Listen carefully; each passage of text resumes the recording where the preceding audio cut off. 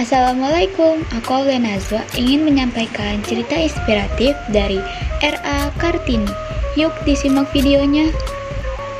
Nama lengkap R.A. Kartini adalah Raden Ajeng Kartini Djojo Adiningrat. R.A. Kartini lahir pada tanggal 21 April tahun 1879 di kota Jepara. Gelar Raden Ajeng dipergunakan oleh Kartini sebelum ia menikah. Jika sudah menikah, maka gelar kebangsawanan yang dipergunakan adalah Raden Ayu menurut tradisi Jawa. Ayah Kartini bernama R.M. Sosoningrat, putra dari Pangeran Arya Jondronegoro IV, seorang bangsawan yang menjabat sebagai Bupati Jepara. Ayah Kartini merupakan orang yang sangat terpandang sebab posisinya kala itu sebagai Bupati Jepara. Nah, kalau Ibu Kartini bernama M.A. Ngasirah. Beliau ini merupakan anak seorang kiai atau guru agama di Telukawur, kota Jepara. Kartini merupakan keturunan dari Sri Sultan Hamengkubuwono VI. Bahkan ada yang mengatakan bahwa garis keturunan ayahnya berasal dari kerajaan Majapahit. Ada cerita menariknya loh, bahwa Ibu Kartini bukan keturunan bangsawan, melainkan hanya rakyat biasa. Oleh karena itu, peraturan kolonial Belanda ketika itu mengharuskan seorang bupati menikah dengan bangsawan juga. Dalam biografi R.A. Kartini, diketahui ia memiliki saudara berjumlah 10 orang yang terdiri dari saudara kandung dan saudara tiri.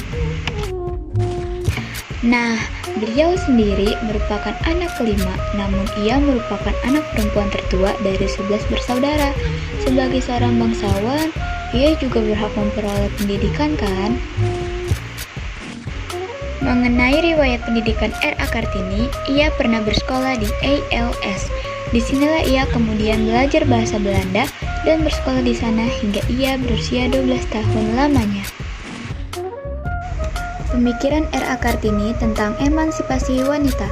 Meskipun ia berada di rumah, ia aktif dalam melakukan korespondensi atau surat menyurat dengan temannya yang berada di Belanda, sebab beliau juga fasih dalam berbahasa Belanda loh.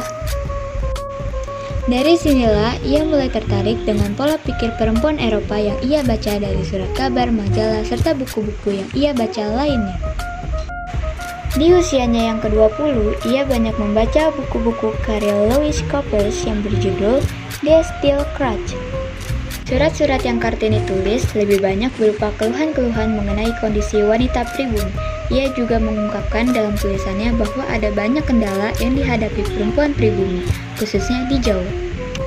Kalian tahu nggak sih, cita-cita luhur R.A. Kartini adalah ingin melihat perempuan pribumi dapat menuntut ilmu dan belajar seperti sekarang ini loh.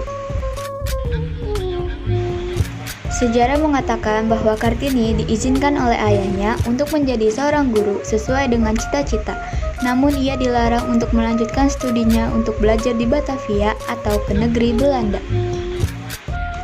Pada tahun 1903, R.A. Kartini berusia 24 tahun dan dinikahkan oleh K.R.M. Adipati Aryo Singgi Djojo Adiningrat yang merupakan seorang bangsawan dan juga bupati di Rembang. Suami R.A. Kartini sangat mengerti apa yang diinginkan oleh Kartini, sehingga ia diberi kebebasan untuk mendirikan sekolah wanita pertama, dan sekolah itu sekarang dikenal sebagai Gedung Pramuka.